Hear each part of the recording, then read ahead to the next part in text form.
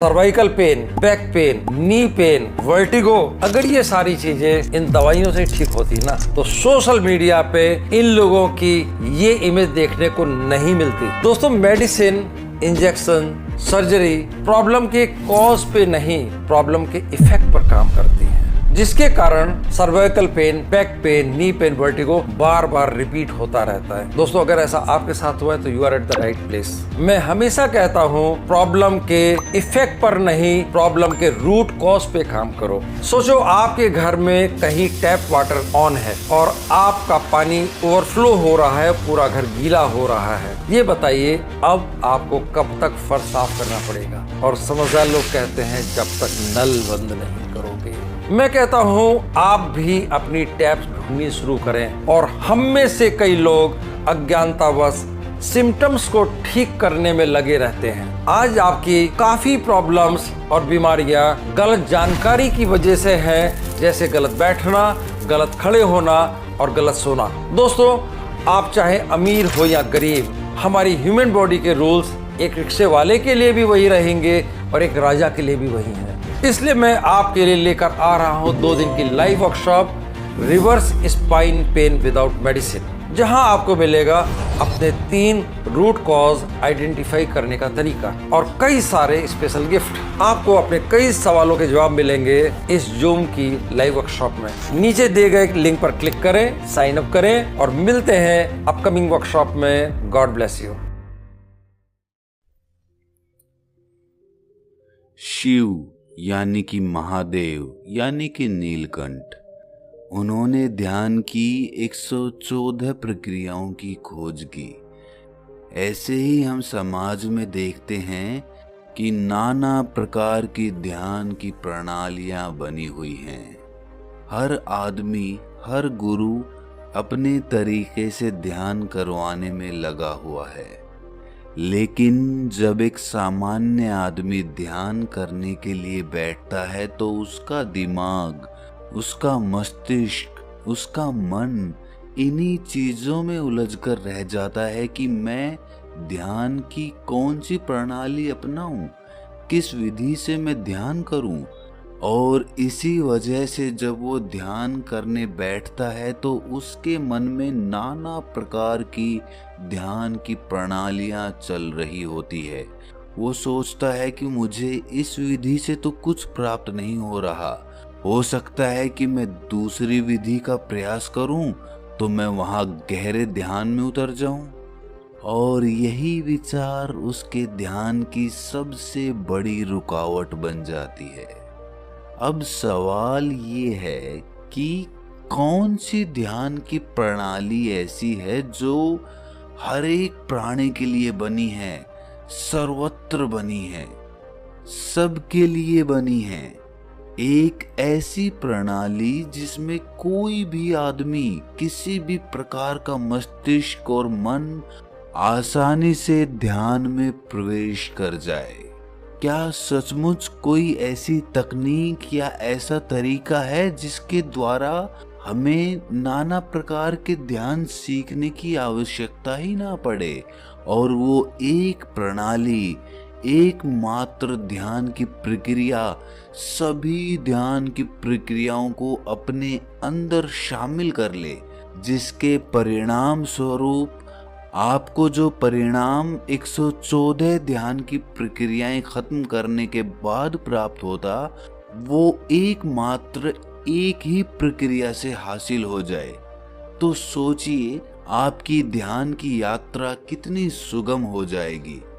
आज की जो बोध कहानी मैं आपको सुनाने वाला हूँ, उसमें आपको ध्यान की एक ऐसी प्रक्रिया पता चलेगी जो बहुत ही सरल है और जो सबके लिए समान रूप से लाभकारी है।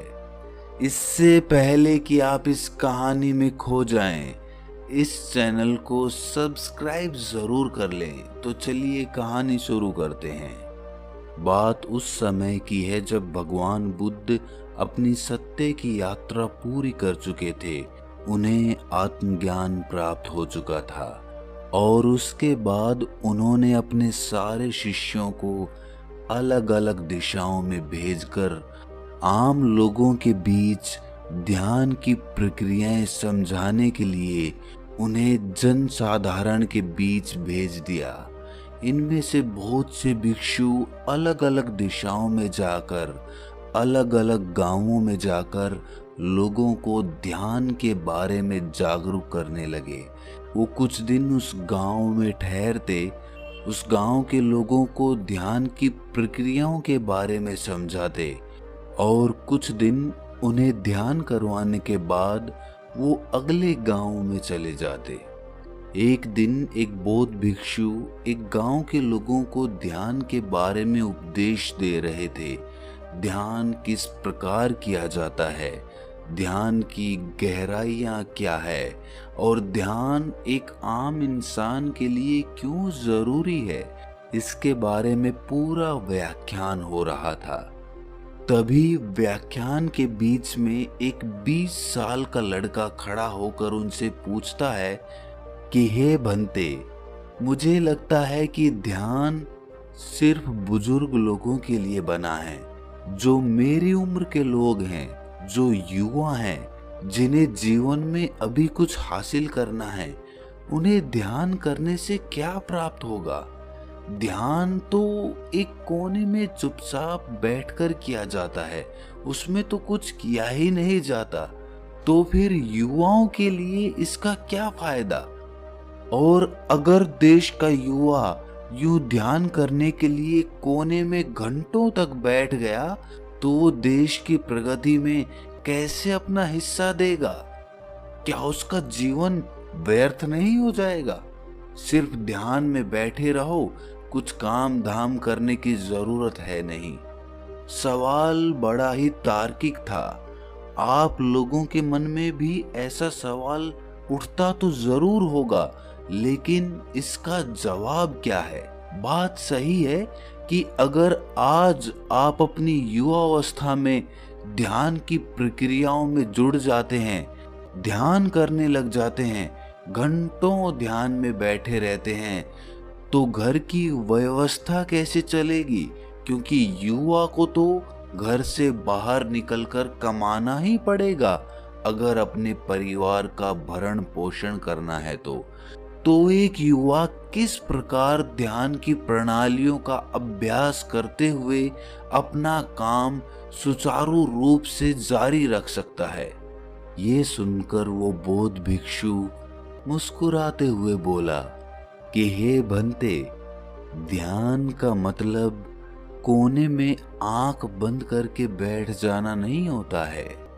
आप ध्यान का गलत मतलब समझ रहे हैं। ध्यान का मतलब होता है होश, जागरूकता। किसी भी काम को करने के लिए आप कितने मौजूद हैं, वही ध्यान का पैमाना है और उसी से आपकी जागरूकता, आपकी जीवंतता नापी जाती है। जरा सोचिए, आप किसी भी काम को सोए सोए भी कर सकते हैं। सोए सोए कहने का अर्थ ये नहीं है कि आप निद्रा में हैं, लेकिन आंखें खोल के सोना क्या होता है? आप अपनी जिंदगी के ज्यादातर काम सोए सोए ही करते हैं। जरा सोचिए, जब आप खाना खाते हैं तो क्या आप जागरूक होकर खाना खाते हैं?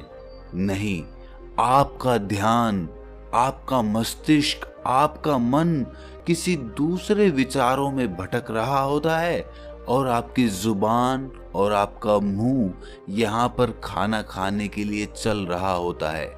ये उसी भांति होता है जिस प्रकार किसी यंत्र में चाबी भर दी गई हो और वो यंत्र अपना काम करते रहे।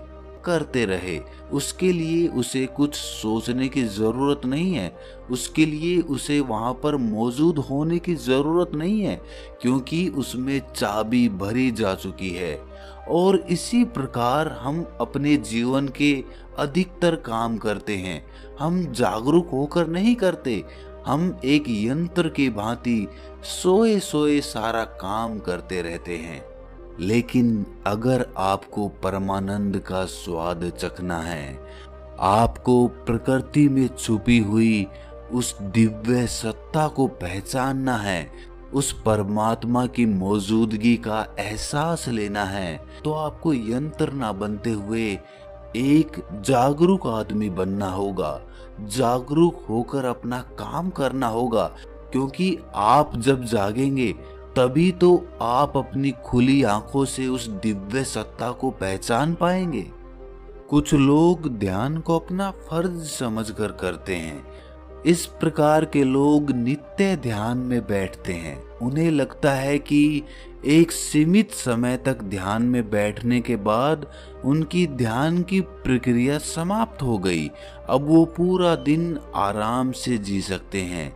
जैसे कि कुछ लोग सुबह ध्यान करते हैं और कुछ लोग शाम को ध्यान करते हैं, और जब वो लोग अपना ध्यान पूरा कर लेते हैं तो फिर से संसार में घुल जाते हैं।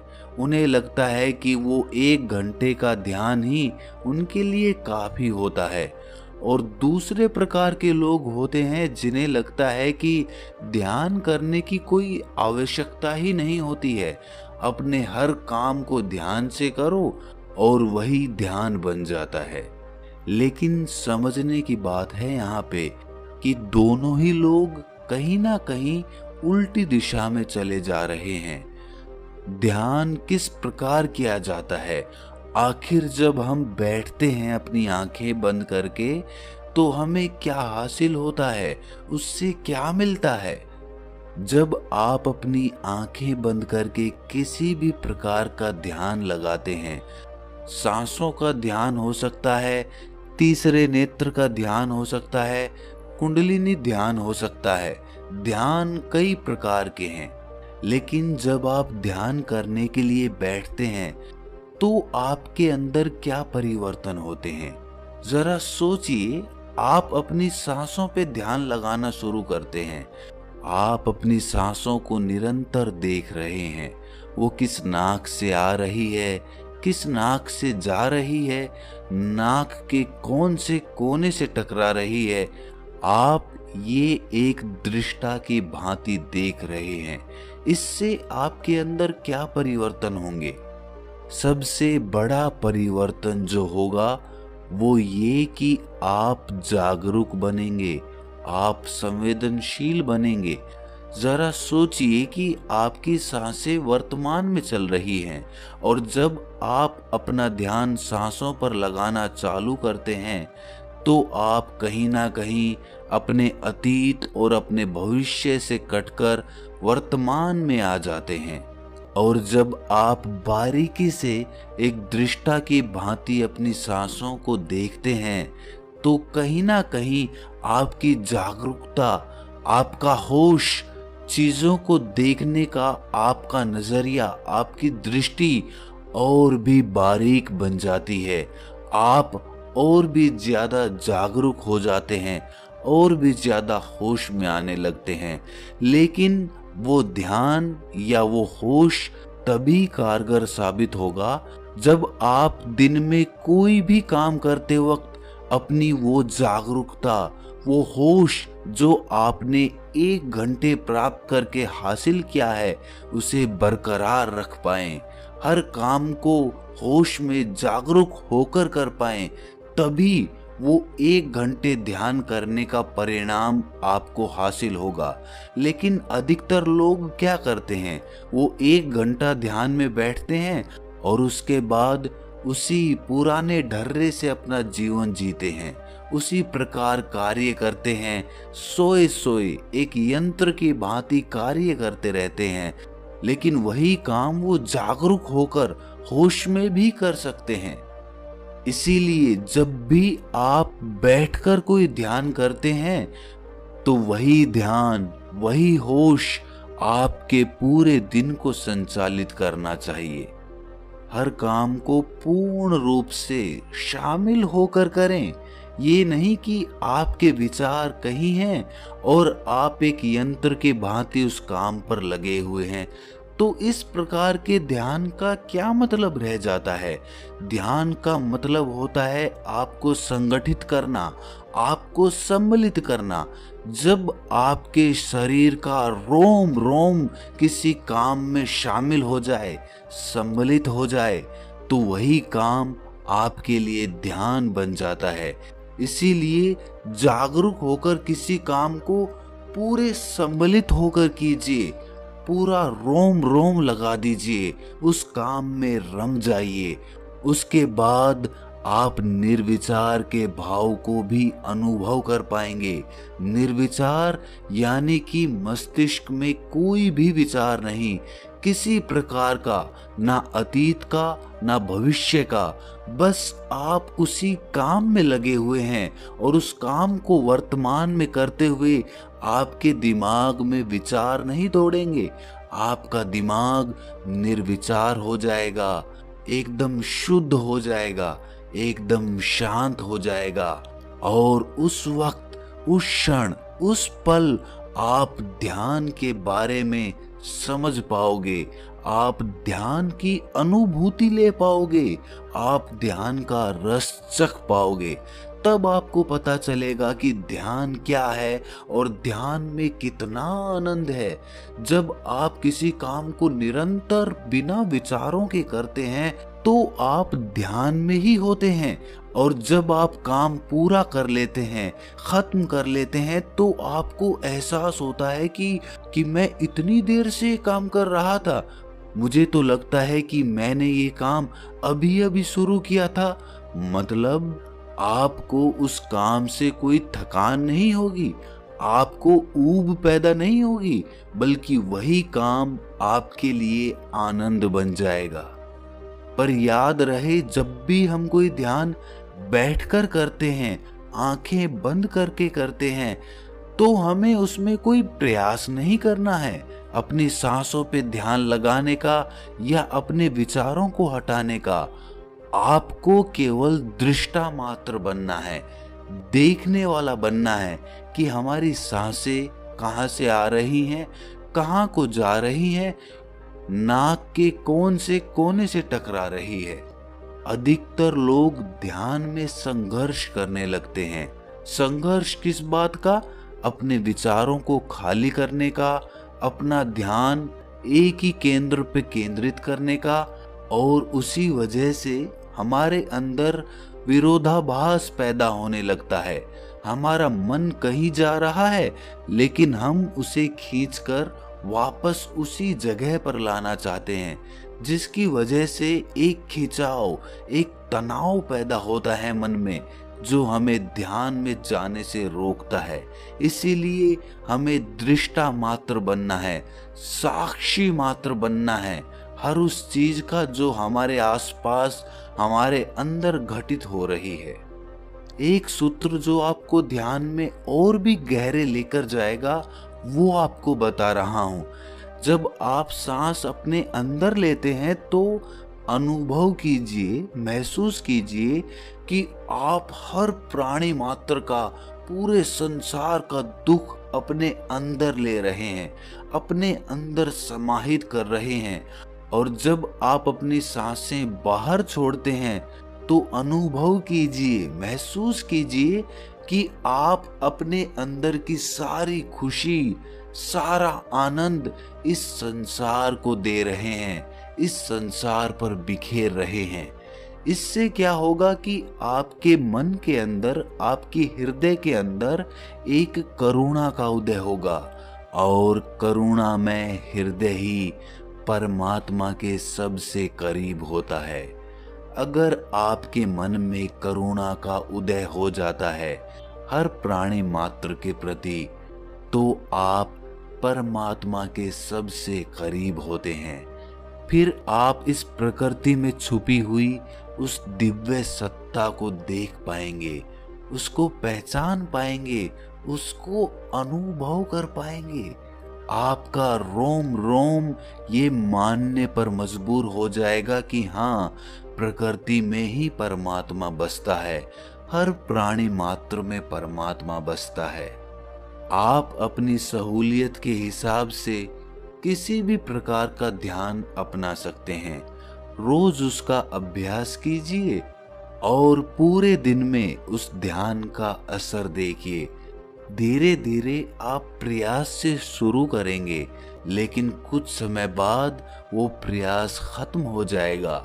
आपको अपने साथ जबरदस्ती नहीं करनी पड़ेगी, जबरदस्ती ध्यान नहीं करना पड़ेगा। अगर आपको उसमें खुद ही आनंद आने लग गया तो सोचो आपको कोई चीज जबरदस्ती करनी पड़ेगी? आप फिर खुद ध्यान में बैठेंगे, ध्यान खुद ही आपको अपने पास खींच लेगा।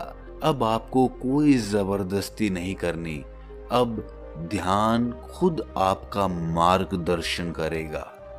आधुनिक दुनिया ने आज तरह तरह की इजाद कर दी है और ऐसी ही एक इजाद है संगीत। जब आप ध्यान करते वक्त अपने पास कोई शांत संगीत बजा लेते हैं, आनंद प्रदान करने वाला, तो आपका ध्यान और भी सुगम हो जाता है। उसके बाद आप आसानी से निर्विचार हो सकते हैं और अपने ध्यान की गहराइयों में भी जा सकते हैं। बौद्ध भिक्षु का ये वक्तव्य और ये उपदेश सुनकर उस नौजवान युवक की ध्यान के बारे में सारी भ्रांतियां दूर हो गई। वो नौजवान लड़का तो समझ गया कि ध्यान क्या है, लेकिन क्या आप समझ पाए? कमेंट सेक्शन में जरूर बताना और मन में अगर कोई भी संदेह हो तो उसे कमेंट्स में जरूर पूछना। तो दोस्तों, कैसी लगी ये कहानी आपको कमेंट सेक्शन में जरूर बताना। मिलते हैं अगली कहानी में, तब तक के लिए अपना ख्याल रखें।